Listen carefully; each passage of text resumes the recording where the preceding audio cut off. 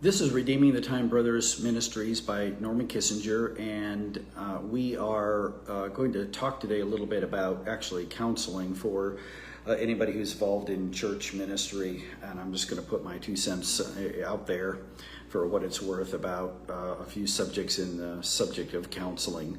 And I have been involved in counseling as a pastor, substance abuse counseling, spiritual counseling, and now licensed professional counselor for several years. And but I've had different experiences with it over the years. And some major changes are happening in counseling. But what I wanted to talk about is that as you minister into people's lives, this is one of the first things that you're going to have to deal with. And that is the idea that you're going to minister into the lives of individuals who, quite frankly, are not really ready to make any kind of changes in their life. They want to continue to do exactly what they're doing, living the way that they're living, but they don't want to have to make any changes because they buy a idea that people 50 years ago would not have believed as much, and the Christian at any time should not have believed. And that idea that they believed is whatever I do or believe is right, and the rest of the world has to conform to, in a sense, my way of thinking. And if it doesn't, it creates anxiety and other problems in us because what we're doing is not working.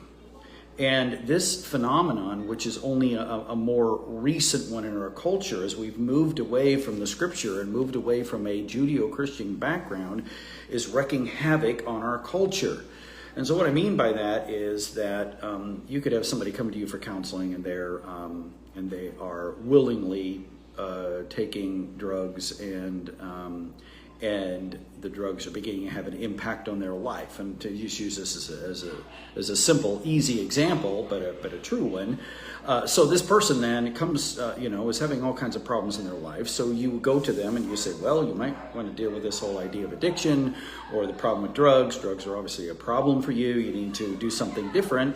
And they're not even willing to make any changes in their life, okay? Because number one, they want to do it. They want to have their own way, but also there's this cultural idea that whatever I believe is okay. And we've propagated that in public schools from the time kids are young and into through college and through the media in every single way, that the problem is not me. Okay, the problem is not me. I'm not the problem. The problem is I can do what I want to do and because it feels good or I want to do it at the time, but there shouldn't be all of these consequences happening because of it. Okay, and this is so both scripturally and psychologically, 101 basic theology and psychology that this shouldn't even be something that's a discussion. But it's a huge issue that people do not want to make changes in their life. And because they don't want to make changes in their life, because they believe that whatever they believe is okay and good and right, and what's right for you, just do it, and that ridiculous thinking, they therefore cannot fix anything in their life because they are emotionally immature. They are not willing to change. Now, on a very fundamental level, they're not willing to change because all of us have that sinful, wicked part of our flesh, both the lost and the saved, that wants what it wants when it wants it.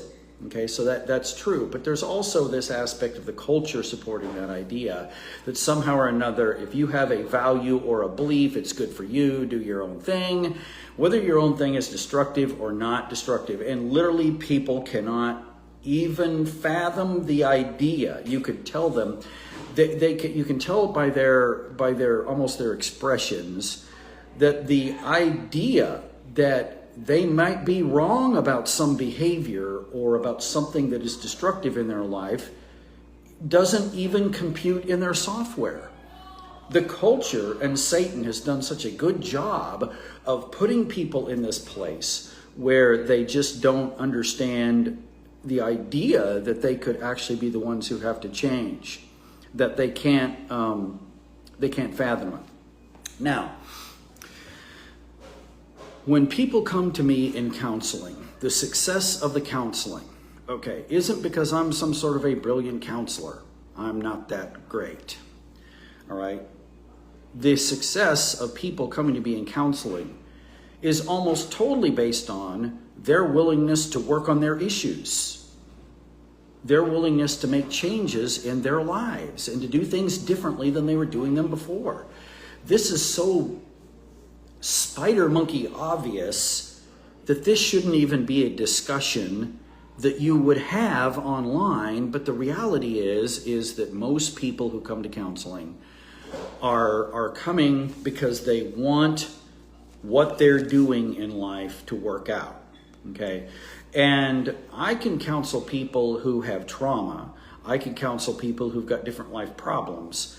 But what never works in counseling is to counsel somebody who isn't willing to make changes. So let me give you an example of that. Again, let's use the substance abuse example. If somebody is starting to have problems from substance abuse, then the issue is you must now turn a different direction and stop using drugs and alcohol, because for you at least it's destroying your life.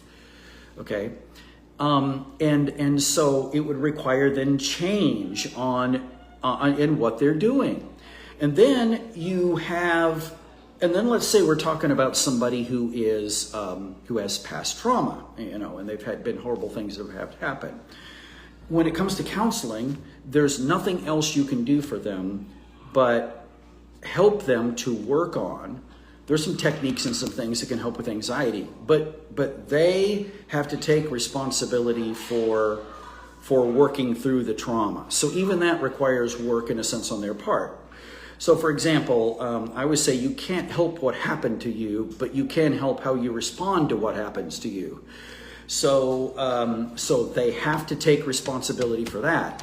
And I think that what is hurting counseling and hurting the church is this idea, and something that we need to be preaching the opposite of this, or proclaiming as ministers and as church workers, is we need to be telling people that we are responsible. We are responsible. Okay? You could say, well, somebody else hurt me. Yes, they did. We all get hurt throughout our lives by people giving us trauma, and we give trauma to other people, unfortunately. That's true. But we are responsible for making the changes. Because if we stay in our trauma, or we stay in whatever our problem is, if it's something that somebody else did to us, or it's something we're doing to ourselves, then what's taking place is that we can never recover from that. We can never recover from that. And so the issue is when I talk to kids, okay, and I talk mostly with juveniles as most of my clients, I really have to just find out from them this idea of whether or not they really want to change. Do you want to do what you want to do? Are you willing to make changes in your life? And for them, many of them, it is they got to change their behavior so they can go back home. Because I am either sometimes in a residential, boys residential, or in a detention center, they've got to change their behavior so that they can go back home. And if they're unwilling to change that behavior, there's nothing to counsel. I can talk to them about football and, who's their favorite baseball team, and, talk to them about how much they love horses. It doesn't matter. Because they're not going to make changes in their life if they're not taking responsibility for change in themselves. So, the advantage of Christian counseling for all of you pastors and workers and church leaders and workers out there, the advantage of Christian counseling is that you can speak the truth into people's lives in a way that a lot of other places either can't or won't speak into their lives. Okay, you can tell them the truth. Tell them that they're maybe not responsible for what happened, but they are certainly responsible for making changes in their life to fix it. And you have to choose the path that you're going down. You don't have a choice in the matter. You have to choose the path that you're going down, and you have to work on that and take responsibility.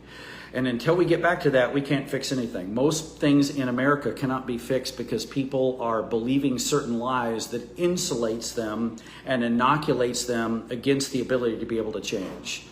And so personal responsibility is the first place for any change in counseling or otherwise. That needs to be proclaimed from the pulpit. That needs to be taught with people individually in counseling. Personal responsibility again. This is Norm Kissinger from Redeeming the Time Brothers Ministries. We'll be talking about some other subjects here in just a few minutes. God bless you. You have a great week.